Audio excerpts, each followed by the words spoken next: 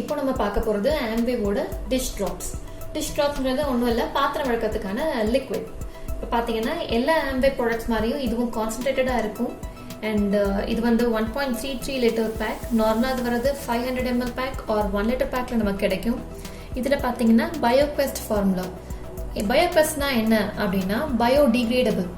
நமக்கோ என்வரான்மெண்ட்டுக்கோ இல்லை பாத்திரத்துக்கோ எந்த பிரச்சனையும் இருக்காது. So soft on hands. இல்லை இன்க்ரீடியன்ட்ஸ்னு பார்த்தீங்கன்னா ஆலோவேரா இருக்குது. அண்ட் சீஷோ அப்படின்னா ஒன்றும் இல்லை, ஒரு பிளான்ட், அது ஆன்டி இன்ஃப்ளமேட்டரி ப்ராப்பர்ட்டிஸ் உண்டு. அந்த பிளான்ட்டோட எக்ஸ்ட்ராக்ட் இதில் சேர்த்துருக்காங்க. ஸோ நம்ம ஹேண்ட்ஸில் பார்த்தீங்கன்னா ரொம்ப சாஃப்டாக இருக்கும். எந்த எரிச்சல் எதுவுமே இருக்காது. ஹார்ம்ஃபுல் ரெசிடியூ எதுவுமே வந்து இது பின்னாடி விட்டுட்டு போகாது. இப்போ நார்மலாக பாத்திரம் தேய்ச்சிங்கன்னா அதில் வெள்ளை கலர் ரெசிடியூ படியும் இல்லையா, அந்த மாதிரி எதுவுமே இருக்காது. ஸோ அது வந்து ஒரு பெரிய நல்ல விஷயம். இதனால் நமக்கு என்ன கிடைக்குது அப்படின்னு பார்த்தீங்கன்னா 2-3 தடவை வாஷ் பண்ண வேணும் அப்படிங்கிற அவசியம் இல்லை. ஒரு தடவை பாத்திரத்தை தேய்ச்சிட்டு டேப் வாட்டரில் நீங்கள் காமிச்சிங்கனாலே எல்லாமே போயிடும், ரெசிடியூ எதுவும் இருக்காது. So safe to use. இப்போது டிஷ் வாஷ் எப்படி யூஸ் பண்ணுறதுங்கிறத பார்த்துடலாம். ஒன்றும் இல்லை, இது ஒரு தடவை நீங்கள் அமுக்குனீங்கன்னா உங்களுக்கு 3 ml வரும். நான் இதில் இந்த ஒரு கப் எடுத்துக்க போகிறேன். ஸோ டஃப் ஸ்டெயின்ஸுக்கு பார்த்தீங்கன்னா 1:3 ரேஷியோவில் கலந்துக்கலாம். நார்மலாக இந்த மாதிரி ஒரு பாட்டில் வரும், மேலே வந்து வேறு ஒரு டரட் டாப்னு ஒன்று போடுவோம். ஸோ அது ஈஸியாக இருக்கும் யூஸ் பண்ணுறதுக்கு. இது டிமாண்டில் இருக்குது, கிடைக்கலங்கனால நான் என்கிட்ட இருக்க வேறு ஒரு பாட்டிலை யூஸ் பண்ண போகிறேன். So 1 cup of dish drops.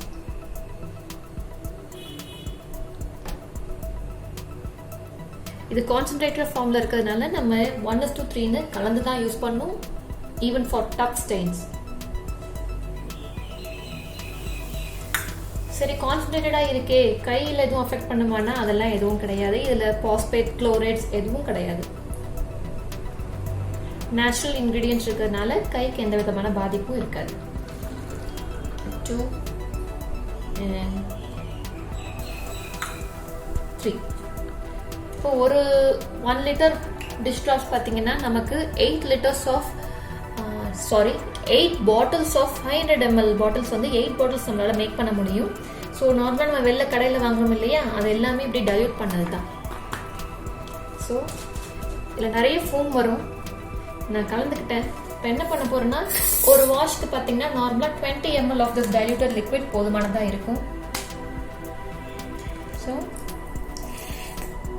அவ்வளோதான். ஸ்பாஞ்ச் பார்த்தீங்கன்னா இந்த மாதிரி வித் ஃபோம் இருக்க மாதிரி ஒரு ஸ்பாஞ்ச் யூஸ் பண்ணிக்கிட்டா பெட்டர்.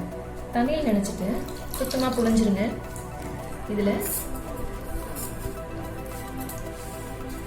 இப்படி பண்ணிங்கன்னா நிறைய ஃபோம் வரும். இந்த ஃபோமு தட்டு நம்ம பாத்திரம் விளக்குனாலே போதுமானதாக இருக்கும். சரி பாருங்கள் எவ்வளோ வருதுன்னு. நான் வந்து ஒரு 20 ml சொல்யூஷன், டைல்யூட்டட் சொல்யூஷன் ஊற்றுனேன், அதில் எவ்வளோ ஃபோம் வருது. இதில் எப்படி யூசேஜ் பெட்டர் அப்படின்னு பார்த்தீங்கன்னா, நீங்கள் டைரெக்டாக இதை தொட்டு விளக்காமல் இந்த ஃபோம் மட்டும் நம்ம நார்மலாக விளக்க போட்டுப்போம்ல பாத்திரம், அதில் கொஞ்சம் க்ளீன் பாத்திரமாக எடுத்து அதில் ஃபோம் மட்டும் எடுத்து வச்சு அந்த ஃபோமை தொட்டு விளக்குனாலே போதுமானது. ஏன்னா ரொம்ப எக்கனாமிக்கலாக இருக்கும்.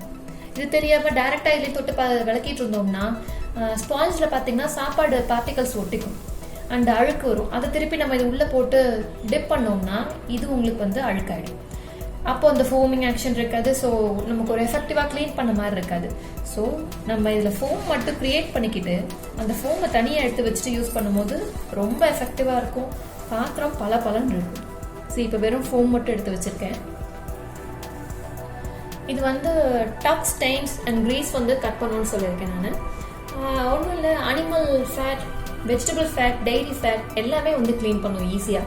அனிமல் ஃபேட்னு பார்த்தீங்கன்னா நான்வெஜ் சமைக்கும் போது அது ஈஸியாக க்ளீன் ஆகும். டைரி ஃபேட்டுங்கிறப்போ கீ, பட்டர் இதெல்லாம் வந்து ஈஸியாக க்ளீன் ஆகும்.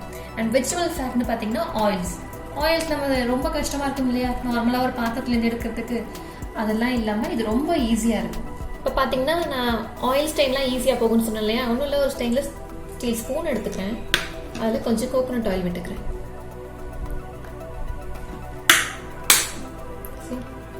எல்லா இடமும் அப்ளை பண்ணிட்டேன், தெரியுதுங்களா? இது நார்மலாக தண்ணியில் காமிச்சா போகாது, இல்லை நீங்கள் டிட்டர்ஜென்ட் போட்டாலும் தேய்ச்சி கொஞ்சம் போகிற மாதிரி இருக்கும். இப்போ நம்ம டைல்யூட் பண்ணி வச்சுருக்கோம் இல்லையா லிக்விட், அதில் ஒரு ட்ராப். ஓகே, நிறைய போயிடுச்சு, பட் ஓகே. பாருங்க, தெரியுதுங்களா? அந்த சர்ஃபேஸ்லேருந்து ஆயில் தனியாக கலந்து டிஷ்ட்ராப்போட வந்துருச்சு. ஸோ அவ்வளோ ஈஸியாக வந்து நான் ஒன்றும் தேய்க்கல, ஒன்றும் பண்ணல, ஜஸ்ட் அப்ளை தான் பண்ணேன், ஃபுல்லாக வந்துருச்சு. இப்போ பாருங்கள், டம்ளர் வாட்டரில் வச்சு டிப் பண்ணி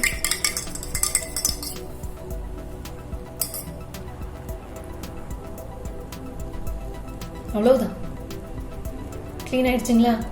எந்த ஆயில் ரெசிடியூவும் கிடையாது. இதுலேருந்து நமக்கு ஒயிட் ரெசிடியூ எதுவுமே இருக்காது. அண்ட் ரொம்ப வேலை கம்மி. எவ்வளோ சீக்கிரம் வேலை முடியும்னா, நீங்கள் நார்மலாக ஒரு சோப்போ இல்லை வேறு டிஷ் வாஷ் எது யூஸ் பண்ணாலும் பார்த்தீங்கன்னா, ஃபஸ்ட்டு ஒரு தடவை கழுவிணும் பாத்திரத்தை, அப்புறம் டேப்பில் காட்டி மறுபடியும் கையால் தேய்க்கணும், அதுக்கப்புறம் காஞ்ச பிறகு சாப்பிட்றதுக்கு எடுக்கிறதுக்கு முன்னாடி மறுபடியும் இன்னொரு தடவை அதை வாஷ் பண்ணிட்டு தான் யூஸ் பண்ணுற மாதிரி இருக்கும். இது எதுவுமே தேவையில்லை, டைரெக்டாக ஒரு தடவை வாஷ் பண்ணி டேப் வாட்டரில் காமிச்சா மட்டும் போதும், ஃபுல்லாக கழுவிடலாம். அண்ட் எந்த ரெசிடியூ ஹார்ம்ஃபுல் ரெசிடியூ இல்லைங்கிறதுனால டைரெக்டாக எடுத்து நம்ம யூஸ் பண்ணிக்கலாம், பிரச்சனையே கிடையாது. And again I want to show you another thing. இது பார்த்தீங்கன்னா வெறும் ஸ்டெயின்லெஸ் ஸ்டீல் மட்டும் இல்லை, நீங்கள் plastic, glass, brass, silver, aluminium, Teflon coated material and இது எல்லாமே யூஸ் பண்ணலாம். எல்லாத்துக்குமே வந்து ரொம்ப பர்ஃபெக்டாக இருக்கும். ஏன்னா மைல்ட் ஃபார்முலா எதையுமே அஃபெக்ட் பண்ணாது. இப்போ பார்த்தீங்கன்னா நம்ம வெறும் நுரை மட்டும் எடுத்து கழுவினா போதும்னு சொல்கிறோம் இல்லையா? ஸோ ஒரு வாஷ்க்கு எனக்கு எவ்வளோ ஆகும் அப்படின்னு பார்த்தீங்கன்னா, ஒரு லிட்டர் பேக்கை வச்சு பார்த்தீங்கன்னா ஒரு 3.22 rupees, அதாவது ஒரு 3 rupees, அரௌண்ட் 3 rupees தான் வருது. இந்த 20 ml ஆஃப் லிக்விட் எடுத்து நம்ம ஃபோம் பண்ணி ஒரு தடவை பாத்திரம் க்ளீன் பண்ணுறதுக்கு. மிஞ்சி புண்ணாண்டில் கொஞ்சம் நிறைய பாத்திரம் நான் நிறைய யூஸ் பண்ணுவேன், எனக்கு நிறைய பேர் இருக்காங்கன்னா என்ன ஒரு 5 rupees வரலாம், அவ்வளவுதான் மேக்ஸிமம். ஸோ ரொம்ப எக்கனாமிக். அண்ட் எப்படி இதோட யூஸ்லாம் பார்த்தீங்கன்னா ஒன்றுமே இல்லை, ஒரு வாட்டர் பாட்டில் கழுவுறீங்க ஒரு எக்ஸ் பிராண்டில், ஆனால் அந்த ஸ்மெல் போகிறதுக்கு எத்தனை நாள் ஆகும், மறுபடியும் டக்குன்னு தண்ணி பிடிச்சி குடிக்க முடியும்னா ரொம்ப டவுட்ஃபுல். பட் இதில் நீங்கள் ஒரு தடவை வாஷ் பண்ணிவிட்டு நீங்கள் உடனே தண்ணி பிடிச்சி குடிக்கலாம். இது வந்து நான் எக்ஸ்பீரியன்ஸில் சொல்கிறது. அண்ட் என்னோட ஃப்ரெண்ட் வந்து ரொம்ப இம்ப்ரெசிவாக இருந்தது எனக்கு இந்த ப்ராடக்ட்டில் அப்படின்னு சொன்னப்போ பாட்டில் வாஷிங் வந்து ரொம்ப சொன்னாங்க. ஸோ அதை நான் அதில் ஆட் பண்ணணும்னு நினைக்கிறேன். அண்ட் இப்போ நான் ஒரு செராமிக் பிளேட் உங்களுக்கு வாஷ் பண்ணி காட்டுறேன். இந்த நுரையை தொட்டுட்டு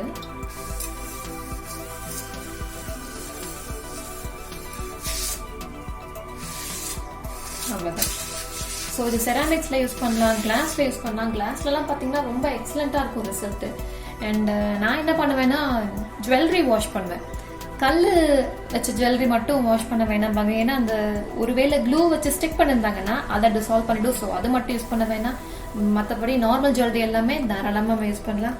இதில் பார்த்தீங்கன்னா வெட்டிங் ஏஜென்ட் இருக்குது. ஸோ நீங்கள் ஒரு தடவை எல்லா பாத்திரமும் தேய்ச்சி முடிக்கிற வரைக்கும் இது ட்ரையே ஆகாது, இப்படியே வெட்டாகவே இருக்கும். ஸோ உங்களுக்கு வாஷ் பண்ணுறது ரொம்ப ஈஸியாக இருக்கும். இப்போ இது எப்படி போகுதுங்கிறத பாருங்கள்.